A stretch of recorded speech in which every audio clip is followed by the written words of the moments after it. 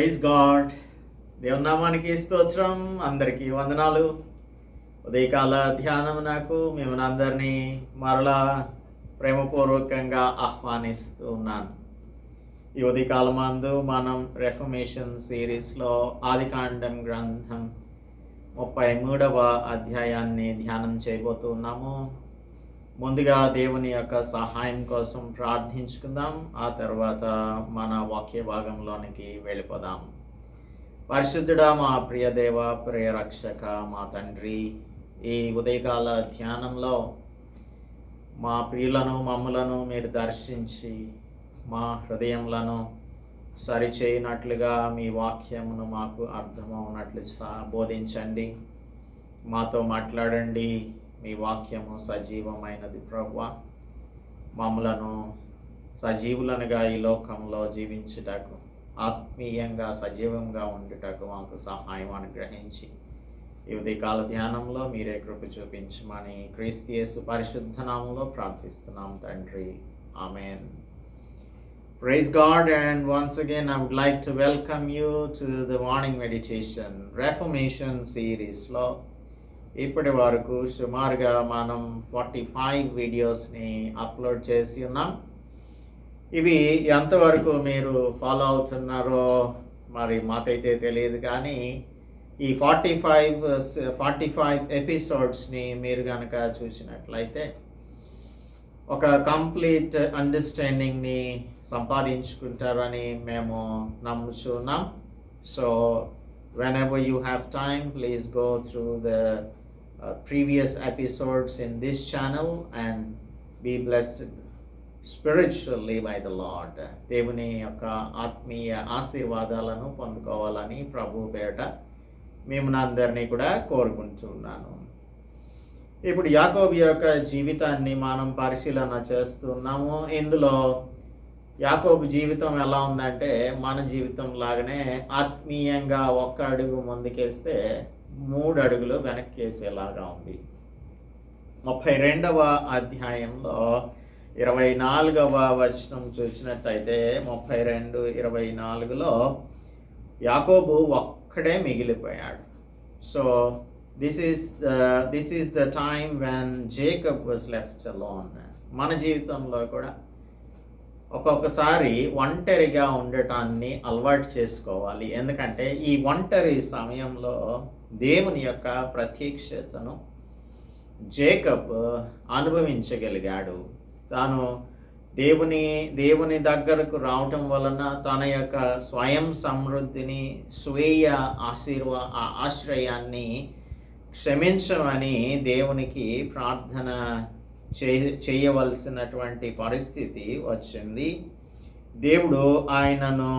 దేవుడు ఆయనకు తన యొక్క ప్రత్యక్షతను ఇచ్చినట్లుగా 24వ వచనం నుంచి 32వ అధ్యాయంలో చూస్తాం. మనల్ని నలగగొట్టమని, విరగగొట్టమని దేవునికి ప్రార్థన చేయాలి. ఎప్పుడైతే మనం విరగొట్టబడతామో we have to be broken spirit మనకి చాలా అవసరం.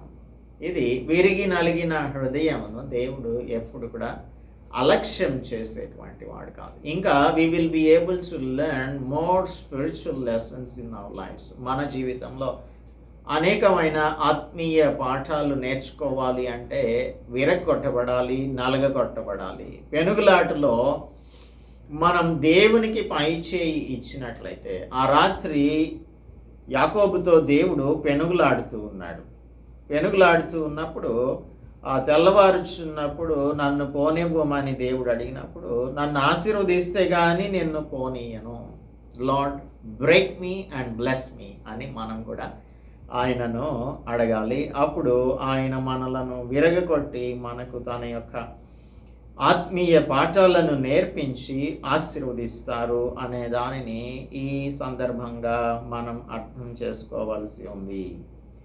దేవుడు ఈ విధంగా మనలను కూడా మన మీద in our lives the Lord has to prevail.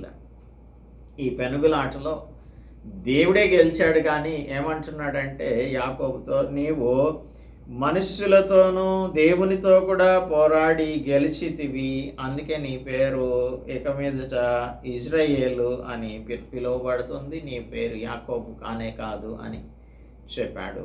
ఈ విరగగొట్టిన అనుభవంతో మనం ఏం చేయాలి అంటే, యాకోబు యొక్క జీవితంలో విరగగొట్టబడిన అనుభవము ఉన్నప్పటికీ కూడా మరలా 33వ అధ్యాయంలోనికి వచ్చేసరికి బ్యాక్ స్లైడ్ అయిపోతున్నాడు, తప్పిపోతూ ఉన్నాడు. అయితే మనం ఈ విరగగొట్టబడిన అనుభవంతో ఇతరులకు బోధించాల్సి ఉంటుంది.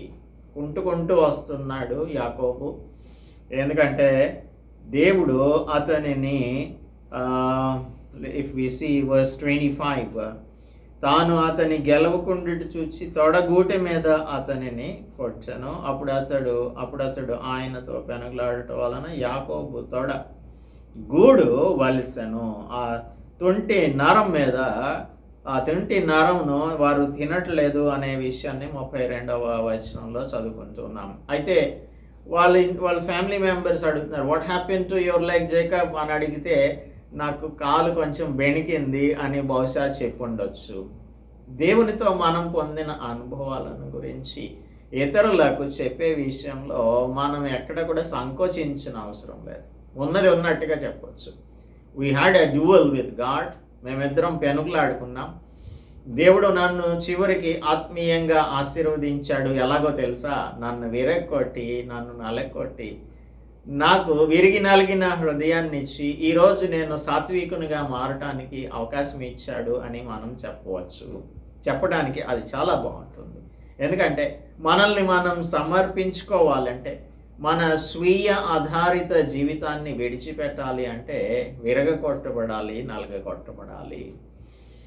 ఇప్పుడు మనం ఎప్పుడైతే ఈ ఎక్స్పీరియన్స్ని పొందుతామో, అపోస్తలుడు పౌలు కొరింథీయులకు రాసిన 2వ పత్రిక 3వ అధ్యాయం 5-6 వచనాలలో ఏమంటున్నాడంటే, మా అంతట మేమే సమర్థులం కాము, మా సామర్థ్యం దేవుని వలననే కలిగి ఉన్నది అని అంటున్నాడు. సో ఇప్పటి వరకు అయితే మన సామర్థ్యంతో విశ్వాస జీవితంలో ముందుకు సాగుతున్నామన్న ఆలోచనతో మనం ఉన్నట్లయితే, ఇప్పటి నుంచి మన దృక్పథమే మారిపోతుంది, జీవన విధానమే మారిపోతుంది.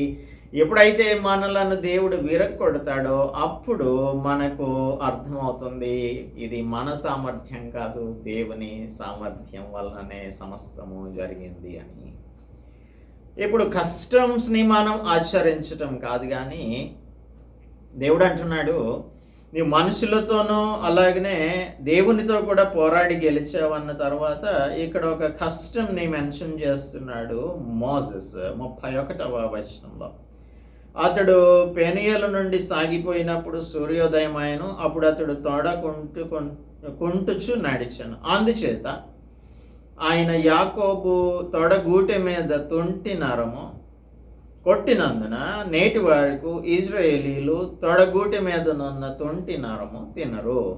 ఇక్కడ ఒక ఆచారాన్ని మనం చూస్తూ ఉన్నాం, ఒక ఆచారాన్ని. ఈ ఆచారం ఏంటంటే, యూదులైన వారు లేదంటే హెబ్రీయులు తొంటి నరాన్ని తినరు అని ఒక ఆచారం ఉంది. ఇప్పుడు మనం ఆచారాలని పాటించిన అవసరం లేదు, కానీ దేవుడు మనకు ఆచారంగా వేటిని ఆయన ఇచ్చేటువంటి వాడు కాదు, స్పిరిచువల్గా అర్థం చేసుకోవాల్సి ఉంటుంది. ఇప్పుడు దేవుడు చెప్పేటువంటి మాటలను మనం మక్కి అంటే ట్రూ ట్రాన్స్లేషన్ అంటారే అట్లాగా, ఇప్పుడు నీ కుడి చెయ్యి నిన్ను అభ్యంతర పెడితే దానిని నరికి వేసేయి, లేదంటే నీ కన్ను నిన్ను అభ్యంతర పెడితే నీ కన్ను పెరికి వేసేయి అంటే, మన కళ్ళను పెరికేసుకోవాలని, మన చేతిని నరుక్కోవాలని లిటరల్గా ఆయన చెప్పడం లేదు. అంటే ఏది మనకు అభ్యంతర కారణంగా ఉంటుందో దానిని దేవుని దగ్గరకు తీసుకురావాలి. ఆయన శిలువ చెంతకు దానిని తీసుకొచ్చినట్టయితే ఆయన మనలను క్షమించి పరిశుద్ధులనుగా చేస్తాడు. ఆ వీక్నెస్ మీద మనకు, ఆ బలహీనత మీద మనకు అధికారాన్ని లేదంటే పై చెయ్యిని అనుగ్రహిస్తాడు. 33వ అధ్యాయంలోకి వచ్చేసరికి యాకోబు కన్నులెత్తి చూచినప్పుడు ఏశావును అతనితో 400 మంది మనుష్యులను వచ్చుచుండిరి. ఇంతకుముందు కొంతమందిని దూతల్ని పంపించాడు. కొంతమంది దూతల్ని పంపిస్తే యాకోబు 32వ అధ్యాయంలో 6వ వచనంలో ఆ దూతలు యాకోబు నద్దకు వచ్చి, నీ సహోదరుడైన ఏశావు నద్దకు వెళ్ళితిమి, అతడు 400 మందితో నిన్ను ఎదుర్కొని వచ్చుచున్నాడు అని చెప్పినప్పుడు తాను ఎంతో భయపడుతున్నాడు, తొందరపడుతూ ఉన్నాడు. మనం ఎప్పుడైనా సరే దేవుని మీద ఆధారపడుతున్నామంటే దేవుని వైపు చూస్తూ మన విశ్వాస జీవితాన్ని సాగించాల్సి ఉంటుంది. ఎప్పుడైతే మనం మనుషుల వైపు చూస్తామో లేదంటే లోకం వైపు చూస్తామో మనం తప్పిపోతాం. ఇప్పుడు ఇంతకుముందు అధ్యాయంలోనే మనం చూస్తున్నాము, దేవుడు ఒక ఏమంటాం దానిని, ఒక క్రెడిట్ ఇస్తున్నాడు యాకోబుకి. నువ్వు దేవునితో మనుషులతో పోరాడావు, గెలిచావు అని చెప్తూ ఉన్నాడు. అయితే పోరాడి గెలిచితివి అని చెప్పిన 2-3 వచనాలు 4 వచనాలు అయ్యేపాటికి 33వ అధ్యాయం 1వ వచనంలో కన్నులెత్తి దేవుని వైపు చూడకుండా వస్తున్నటువంటి 400 మందిని ఏశావుని చూస్తూ ఉన్నాడు.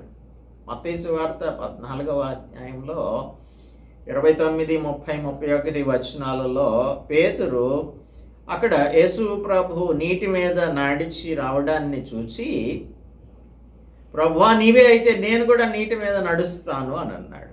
అప్పుడు యేసు ప్రభు రమ్మని చెప్పాడు, నీటి మీద నడుస్తూ ఉన్నాడు. ఎప్పుడైతే యేసు ప్రభు వైపు చూచి పీటర్ నడుస్తున్నాడో నీటి మీద చక్కగా నడుచుకుంటూ వెళ్ళిపోతున్నాడు.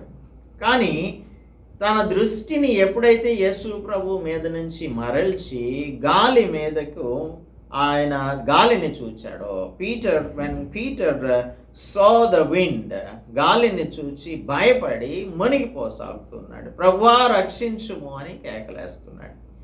అప్పుడు యేసు ప్రభు అంటున్నాడు, అల్ప విశ్వాసి అని అంటున్నాడు. అల్ప విశ్వాసులం అయితే మనం భయపడిపోతాం. భయపడిపోతే సమస్యలన్నీ కూడా భూతద్దంలో కనిపిస్తూ ఉంటాయి. చిన్న సమస్యలు పెద్దగా మ్యాగ్నిఫై అయ్యి కనిపిస్తాయి. ఇప్పుడు దేవుని మీద మనం కానీ భారం వేస్తే మనం ఎవరి వైపు చూస్తాం? దేవుని వైపు చూస్తాం. కానీ జేకబ్ దేవుని వైపు చూసినట్టయితే ఈ 400 మంది మనుషుల సంగతి దేవుడే చూసుకుంటాడు అనుకునేవాడు. కానీ తాను ఎప్పుడైతే కన్నులెత్తి ఆ మనుష్యులను చూచాడో అప్పుడు భయపడిపోతున్నాడు. అప్పుడు తన పిల్లలను లేయా రాహేలుల 2 దాసీలకును పంచి అప్పగించేశాడు. పిల్లలను అప్పచెప్పాడు.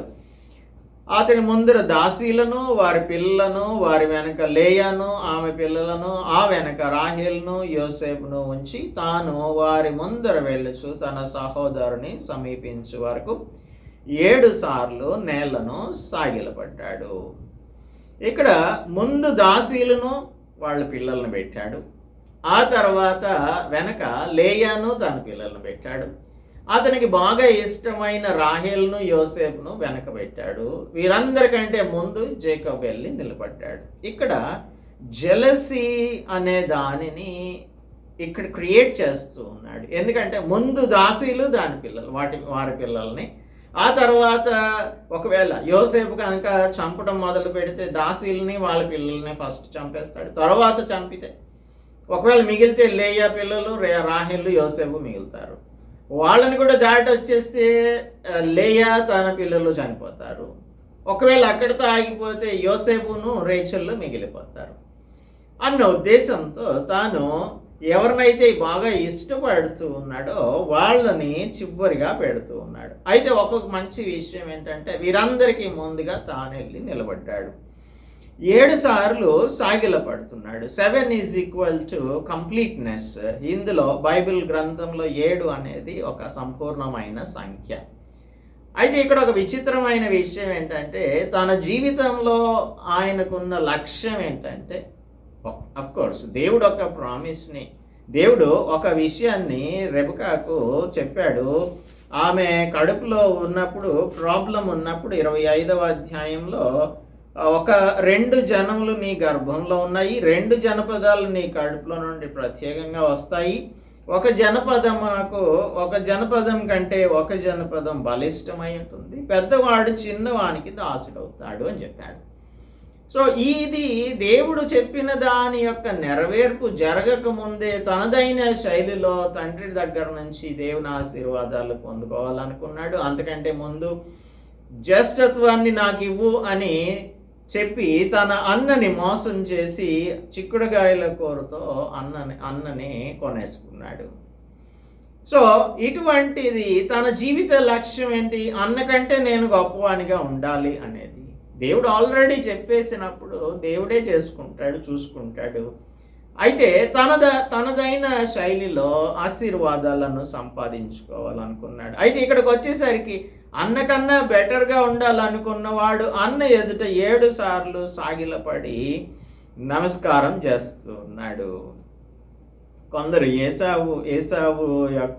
ఏసావుకు కానుకను ఇవ్వటాన్ని గురించి ఏమని చెప్తూ ఉంటారు అని అంటే, సరే దాని తర్వాత చూద్దాం. అప్పుడు ఏసావు అతనిని 4వ వచనంలో, అప్పుడు ఏసావు అతనిని ఎదుర్కొన్న పరిగెత్తి అతన్ని కౌగిలించుకొని అతని మెడ మీద పడి ముద్దు పెట్టుకొనెను. వారిద్దరూ కన్నీళ్లు విడిచిరి.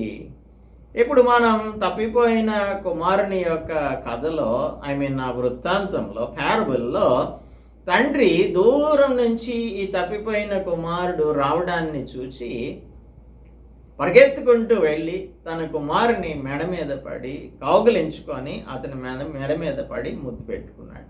సో ఈ 2 ఒకేలాగా అనిపిస్తున్నాయి ఈ వృత్తాంతాలు. ఇక్కడ వారిద్దరు కన్నీళ్లు విడిచారు. ఏసావు కన్నులెత్తి వీళ్ళందరినీ చూస్తున్నాడు, పిల్లల్ని, పరివారాన్ని అంతటినీ చూస్తున్నప్పుడు అప్పుడు 8వ వచనంలో అంటున్నాడు, నా ప్రభు కటాక్షం నా మీదకి వచ్చుటకే అని చెప్పాడు యోసేపు. అప్పుడు ఏసావు, సహోదరుడా నాకు గిఫ్ట్స్ ఇస్తున్నాడు. గిఫ్ట్స్ ఇస్తుంటే ఆ గిఫ్ట్స్కి నాకు కావలసినంత ఉన్నది, అది నీవే ఉంచుకోను అని చెప్పాడు. చాలాసార్లు మనకంటే ఈ లోకస్తులే బెటర్గా బిహేవ్ చేస్తారని అనిపిస్తుంది. ఏసావు కూడా ఇక్కడ చాలా ఉన్నతంగా బిహేవ్ చేస్తున్నాడు. నాకేం అవసరం లేదు, ఇవన్నీ కూడా నీవు ఎందుకు నాకు పంపిస్తున్నావు, నాకు ఎందుకు ఈ గిఫ్ట్స్ని ఇస్తున్నావు అని చెప్పి అడుగుతూ ఉన్నాడు. తర్వాత నాకు ఇది అవసరం లేదు, ఇది నీవే ఉంచుకోమని చెప్పాడు. ఇప్పుడు ఇక్కడ మనం చూసేది కొందరు ఏసావు నాకు యాకోబు గిఫ్ట్స్ ఇవ్వటాన్ని ఒక బలహీనత అని అనుకుంటూ ఉంటారు.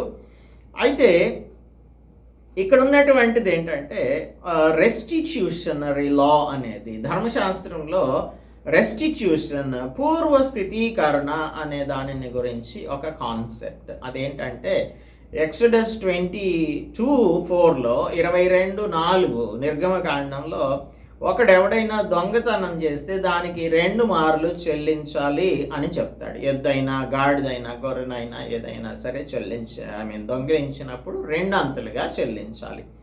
దీనినే మనము లూకాసు వార్తలో చదువుకుంటాం. 19వ అధ్యాయంలో జక్కయ్య ఎప్పుడైతే యేసు ప్రభు తన ఇంటిలోనికి వచ్చాడో తన యొక్క ఆస్తిలో ఉన్నటువంటి దాన్ని అంతటిని కూడా 2 అంతలు ఇస్తున్నాడు, 5 అంతలు ఇచ్చేస్తున్నాడు. ఇదేంటంటే లేవియకాండంలో కూడా 6వ అధ్యాయం 5వ వచనంలో యెహోవాకు విరోధంగా ద్రోహం చేసి దోచుకొనిన వాడు ఏం చేయాలంటే మూలధనమునకు 5 మార్లు చెల్లించాల్సి ఉంటుంది. 5th పార్ట్, 5వ వంతును చెల్లించాల్సి ఉంటుంది మూలధనంతో పాటు. సో అందుకనే నేను 5 రెట్లు ఇచ్చేస్తాను అని లూకాసు వార్తలో జక్కయ్య అంటూ ఉన్నాడు. ఇక్కడ జేకబ్ తన అన్న దగ్గర నుంచి కొట్టేసేయాలనుకున్నటువంటి దానిని ఇక్కడ తిరిగి రెస్టిట్యూషన్లో ఇచ్చేస్తూ ఉన్నాడు. సో అపరాధ పరిహారార్థ బలి అర్పించు దినమున ఈ సొత్తుదారునికి మూలధనంతో పాటు 5వ వంతు చెల్లించాలని లేవియకాండం చెప్తుంది. అఫ్కోర్స్ ఇప్పటికీ ఇంకా లేవియకాండంలోనికి మనం రాలేదు, కానీ దేవుని యొక్క చట్టం అనేది మొదటి నుంచి అది చట్టంగానే ఉంటుంది. అది అప్పటికి అన్రివీల్డ్గా ఉన్నప్పటికీ కూడా తర్వాత దానిని దేవుడు రివీల్ చేశాడు.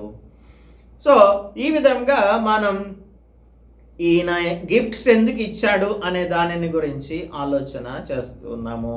That is the reason why he gave.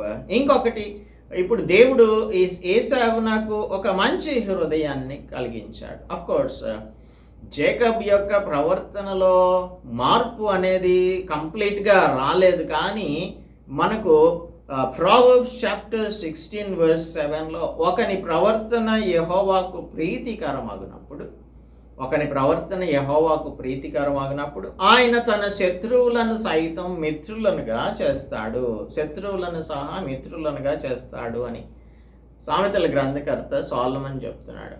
But I don't agree that Jacob was behaving in a way that is appreciated by God. మొత్తానికి ఏంటంటే భయంతో ఇక్కడ తాను కొన్ని గిఫ్ట్స్ని తన అన్నకు ఇచ్చాడు. సరే, అందుకని దేవుడు ఏశావుని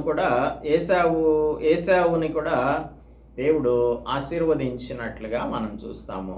ఏశావును ఆశీర్వదించాడు అని. అందుకని మనం ఇప్పుడు పరలోకపు ప్రార్థనలో మనం మనుషుల అపరాధములను క్షమించిన ఎడల మన పరలోక తండ్రి కూడా మన అపరాధములను క్షమిస్తాడు అని రాయబడి ఉంది. అందును బట్టి ఏశావును ఆయనకు ఒక నేషన్ ఇచ్చాడు. అది మోడర్న్ డే జోర్డన్ ప్రాంతంలో ఉంటుంది. ఆ ఎదోము అనే ప్రాంతానికి ఏశావు అధిపతిగా ఉన్నాడు. That is how God blessed him. అలాగా దేవుడు ఆయనను ఆశీర్వదించాడు. 12వ వచనం నుంచి కనుక మనం చూసినట్టయితే, ఇప్పుడు 12వ వచనంలో మనం వెళుదాం, నేను నీకు ముందుగా సాగిపోదునని ఏశావు చెప్తున్నాడు. సో లెట్స్ గో, మన ఇంటికి వెళ్దాం పదా అని చెప్పి పిలుస్తూ ఉన్నాడు. అప్పటికి ఎక్కడ ఉన్నాడంటే ఏశావు శేయీరు ప్రాంతంలో ఉన్నాడు. అయితే జేకబ్ యొక్క జీవితంలో మార్పు అనేది ఎక్కడ కూడా రాలేదు. అన్ని అబద్ధాలే చెప్తున్నాడు. ఇక్కడ 2 అబద్ధాలు, మరి 2 అబద్ధాలు చెప్తూ ఉన్నాడు. జెనసిస్ చాప్టర్ 31-33 ప్రకారంగా ఆరాను నుంచి గిలాదు కొండ వరకు 7 రోజుల్లో నడుచుకుంటూ వచ్చాడు. 482 కిలోమీటర్లు. తన మందులన్నింటినీ తీసుకొని పిల్లలను భార్యలను వెంట పెట్టుకొని 7 డేస్లో అక్కడి నుంచి గిలాదు కొండకు, హారాన్ నుంచి లాబాన్ దగ్గర నుంచి పారిపోయి వస్తున్నాడు. అంటే రోజుకి 68 కిలోమీటర్లు సుమారుగా ప్రయాణం చేశారు వారు. తన మందులు చక్కగానే నడుస్తున్నాయి. అయితే ఇక్కడ అంటున్నాడు, నువ్వు ముందు వెళ్ళిపో, తర్వాత నేను వస్తాను. ఒక్కదినమే నేను వాటిని తోలిన ఎడల మందంతా కూడా చచ్చిపోతాయి. నా ప్రభువు దయచేసి తన దాసునికి ముందుగా వెళ్ళవలను. నేను నా ప్రభువుని వద్దకు శేయీరు నాకు వచ్చే వరకు నా ముందర నన్ను మందలు నడవగలిగిన కొలది, ఈ పిల్లలు నడవగలిగిన కొలది వాటిని మెల్లగా నడిపించుకొని వస్తాను అని చెప్పాడు. ఇక్కడ తాను శేయీరుకు వస్తానని అబద్ధం చెప్తూ ఉన్నాడు. ఒకటి. రెండవది, తన మందలు నెమ్మదిగా నడుస్తాయి అని అబద్ధం చెప్తున్నాడు. అసలు శేయీరుకు వెళ్ళాడా అని అంటే శేయీరుకు వెళ్ళకుండా, ఇంకొక విషయం ఏంటంటే దేవుని యొక్క ప్రత్యక్షత కలిగినప్పుడు అక్కడ ఏం చెప్పాడు దేవుడు? 28వ అధ్యాయంలో బేతేలు దగ్గర కలుసుకున్నప్పుడు, ఈ దేశము నాకు నిన్ను మరలా రప్పించేదను, నేను చెప్పినది నెరవేర్చే వరకు నిన్ను విడవను అని చెప్పాడు. సో ఇక్కడ బేతేల్ అని పేరు పెట్టాడు. దాని కోన మీద స్తంభాన్ని నిలిపి దాని కోన మీద నూనెను పోశాడు. అలాగా యాకోబు, నేను తిరిగి నా తండ్రి ఇంటికి క్షేమంగా వచ్చినట్లు దేవుడు నాకు తోడై ఉంటే నేను ఏం చేస్తాను అని అన్నాడు. నన్ను కాపాడి తినుటకు ఆహారం, ధరించుకొనుటకు వస్త్రాలు ఇస్తే అప్పుడు నేను 10వ వంతును చెల్లిస్తాను అని ఒక మొక్కుబడి చేసుకున్నాడు. సో ఇప్పుడు ఎక్కడికి వెళ్ళాలి? బేతేలుకి వెళ్ళాలి. బేతేలుకి వెళ్లకుండా తానేం చేస్తున్నాడు అని అంటే 16వ వచనంలో, ఆ దినమున ఏశావు తన త్రోవను శేయీరుకు వెళ్ళిపోయినప్పుడు అటువైపు వస్తానని చెప్పినవాడు వెళ్లకుండా సుక్కోతునకు ప్రయాణమయ్యి అక్కడికి వెళ్ళి అక్కడ తనకు ఒక ఇల్లు కట్టించుకున్నాడు. పశువుల కోసం పాకలు వేయించాడు. అందుకనే ఆ ప్రాంతాన్ని సుక్కోతు అని పిలుస్తున్నారు. సుక్కోతు అంటే పాకలు అని. ఒక టెంపరీ రెసిడెన్స్ని ఏర్పరచుకున్నాడు. సో స్లోగా ఏంటంటే కాంప్రమైజ్ అవుతూ ఉన్నాడు. బేతేలుకి వెళ్ళవలసిన వాడు సుక్కోతు నాకు ఎందుకు వెళ్ళాలి? మనం కూడా ఏం చేస్తామంటే మనం చాలాసార్లు మనం కాంప్రమైజింగ్ లైఫ్స్ని జీవిస్తూ ఉంటాం. ఇంతే కదా, తప్పేం లేదు కదా అలా అనుకుంటూ ఉంటాం. నేను టెంపరరీ రెసిడెన్స్ని వేసుకున్నాను, పశువులకు పాకలు వేయించాను అంతే కదా అని అనుకున్నాడు. అలాగా అక్కడి నుంచి మళ్ళీ ఎక్కడికి వెళ్ళాడు? 18వ వచనంలో షెకెము అను ఊరికి సురక్షితంగా వచ్చి ఆ ఊరి ముందర తన గుడారములు వేసుకున్నాడు. అయితే దేవుడు వాగ్దాన భూమిలో వారిని సజానర్స్గా ఉండమన్నాడు, కానీ యాత్రికులుగా ఉండమన్నాడు, కానీ పర్మనెంట్ రెసిడెన్స్ అనేది వేసుకోకూడదు అని చెప్తే 19వ వచనంలో ఆ గుడారములు వేసిన పొలం యొక్క భాగమును షెకెము తండ్రి అయిన హమోరు కుమారుల యొద్ద 100 వరహాలకు అక్కడ పర్చేస్ చేశాడు అనే దానిని మనం చూస్తున్నాం. సో ఇక్కడ జేకబ్ సుక్కోతుకి వెళ్ళడం అనేది దేవుని యొక్క చిత్తం కాదు, మరలా బ్యాక్ స్లైడ్ అయిపోతూ ఉన్నాడు. ఆ తర్వాత అక్కడి నుంచి షెకెముకు వెళ్ళాడు. దేవుని యందు నమ్మకం ఉంచిన వాడైతే బేతేలుకు వెళ్ళాలి, కానీ సుక్కోతుకు షెకెమునకు వెళ్ళకూడదు. అందుకని మనం ఇక్కడ ఈయన యొక్క ప్రవర్తన అంతా కూడా చాలా డిఫరెంట్గా ఉంటూ ఉంది.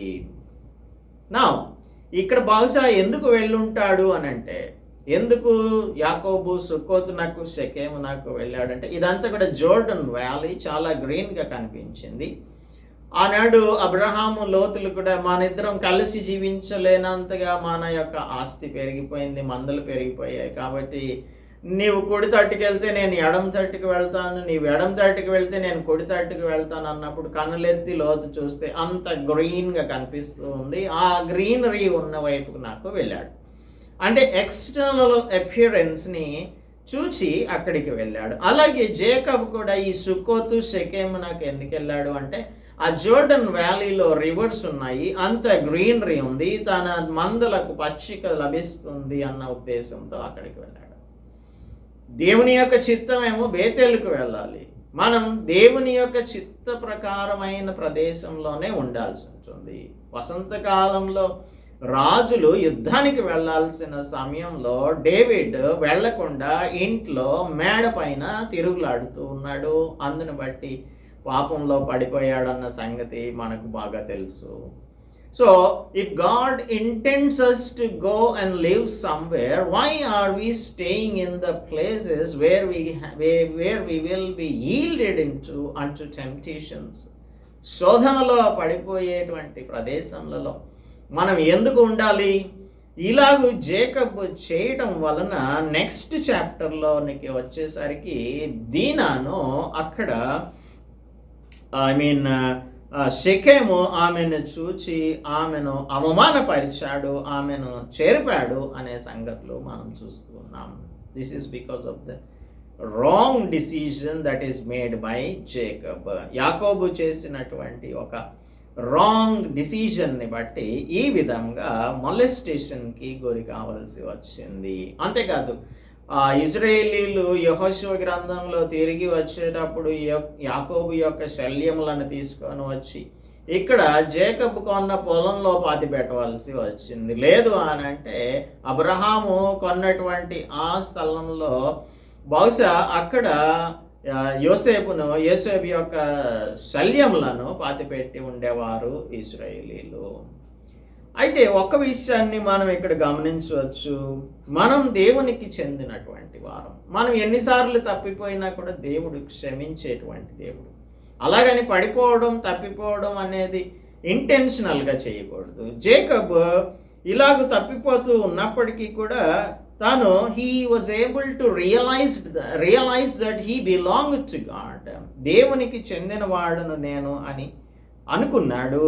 కాబట్టి 20వ వచనంలో అక్కడ ఒక బలిపీఠం కట్టించి దానికి ఎల్ ఎలోహై ఇజ్రాయెల్ అని పేరు పెట్టాడు. గాడ్ ఆఫ్ ఇజ్రాయెల్ అని తాను ఆ బలిపీఠానికి పేరు పెట్టాడు. ఇది ఈ జెనసిస్ గ్రంథంలో, ఆదికాండం గ్రంథంలో కట్టబడినటువంటి 8వ బలిపీఠం. అలాగే మన పెట్రియార్క్స్ కట్టిన బలిపీఠాలలో 7వ బలిపీఠం ఇది. So he was able to identify that he belonged to God. మనం దేవుని సంబంధులం, దేవుని బిడ్డలం. తప్పిపోకుండా ఉండటం అనేది మనకు సాధ్యం కాదు. తాను నిలుచుచున్నాడని తలంచు ప్రతివాడు పడిపోకుండా జాగ్రత్తగా చూసుకోవాలి అని దైవవాక్యం మనకు చెప్తుంది. మనంతట మనం ఇంటెన్షనల్గా పడిపోవడం అనేది దేవుని చిత్తం తెలుసుకొని కూడా he made a promise unto the Lord. The Lord also made a promise unto him in 28th chapter. నేను ఇక్కడికి తిరిగి రప్పిస్తాను అని అంటే ఎక్కడికి తిరిగి రప్పిస్తానని అతను అనుకుంటున్నాడు, జేకబ్ అనుకుంటున్నాడు. బేతెల్కి రప్పిస్తాను అని అంటే సుక్కోతునకు షెకెమునకు ఎందుకు వెళ్ళాలి? మనం కూడా అలాగనే దేవుని యొక్క చిత్తానికి వ్యతిరేకమైనటువంటి కార్యములు మనస్ఫూర్తిగా చేస్తుంటాం. అలా చేయకుండా ఉంటే దానిని బట్టి మన జీవితంలో అనేక సమస్యల నుంచి తప్పించుకోగలుగుతాం. ఇక్కడ ఒక పెద్ద ఇష్యూ జరిగింది. ఈ యాకోబు యొక్క కుమారులందరూ కూడా అక్కడ ఒక పెద్ద జనసైడ్ని చేసినట్లుగా మనం గమనిస్తాం. ఇదంతా కూడా అనవసరమైన విషయం. జేకబ్ దేవుని మాట విని దేవుని మాట ప్రకారంగా బేతేల్ నాకు వెళ్ళుంటే ఈ ప్రాబ్లమ్స్ అన్నీ వచ్చేవి కాదు. అందుకే మన బుద్ధి ఉంటుంది కదా, అది కుక్కతో ఒక వంకరలాగానే ఉండకూడదు. జేకబు యొక్క పరిస్థితి అలా ఉందన్నమాట. ఎంతసేపు ఇతరులను మోసం చేయడమే తన యొక్క కార్యక్రమంగా. ఒకసారి చిక్కుడుగాయ కూరల దగ్గర మోసం చేశాడు. తండ్రి దగ్గర నుంచి ఆశీర్వాదాలు కొట్టేయడానికి మోసం చేశాడు. అలాగే లాబాని దగ్గరికి వెళ్ళి తన మామగారికి లాబానికి చెప్పకుండా పారిపోయి వచ్చేస్తూ ఉన్నాడు. ఇలాగ మన యొక్క నేచర్ దేవుని దగ్గరకు వచ్చినప్పుడు పూర్తిగా మారిపోవాలి. అంతకుముందు మోసగాళ్ళుగా ఉన్నవారు ఇప్పుడు యథార్థవంతులుగా మారాలి. యథార్థత వచ్చినప్పుడు, యథార్థత మన జీవితంలో ఉన్నప్పుడు మనం దేవునికి సరి అయిన బిడ్డలంగా జీవించగలుగుతాం. So these are the consequences we have seen in the life of Jacob and his children because of the wrong decisions that he had made. కాబట్టి మనం మన జీవితంలో ఒక అడుగు ముందుకు 3 అడుగులు వెనక్కు వేయకుండా మన విశ్వాస జీవితంలో అపొస్తలుడు పౌలు చెప్పినట్టుగా గురి యొద్దకే నేను పరిగెత్తుచున్నాను అని అంటున్నాడే, అలాగా మనం గురి యొద్దకు పరిగెత్తేటువంటి వారంగా ఉండునట్లు దేవుడు మనందరికీ సహాయం చేయునుగాక. ప్రార్థించుకుందాం. పరిశుద్ధుడా, మా ప్రియ రక్షక, మా దేవ, దేవునితోనూ మనుష్యులతోనూ పోరాడి గెలిచిన యాకోబు కొద్ది క్షణాలలోనే, కొద్ది రోజులలోనే మరలా మీ నుండి దృష్టిని మరల్చుకొని తాను తప్పిపోయినట్లుగాను, డిసీవర్గా మరలా జీవిస్తున్నట్లుగాను గమనిస్తూ ఉన్నాం. మా జీవితంలో మేము పరిశీలన చేసినా కూడా ఇదే విధంగా మాటి మాటికి పడిపోయి తప్పిపోయి లేస్తూ, పడిపోయి లేస్తూ ఇలాగనే జీవిస్తున్నాం. కానీ మేము మీరు చెప్పినటువంటి మాటకు కంప్లీట్గా సబ్మిషన్, విధేయతను మేము చూపించలేకపోతూ ఉన్నాము.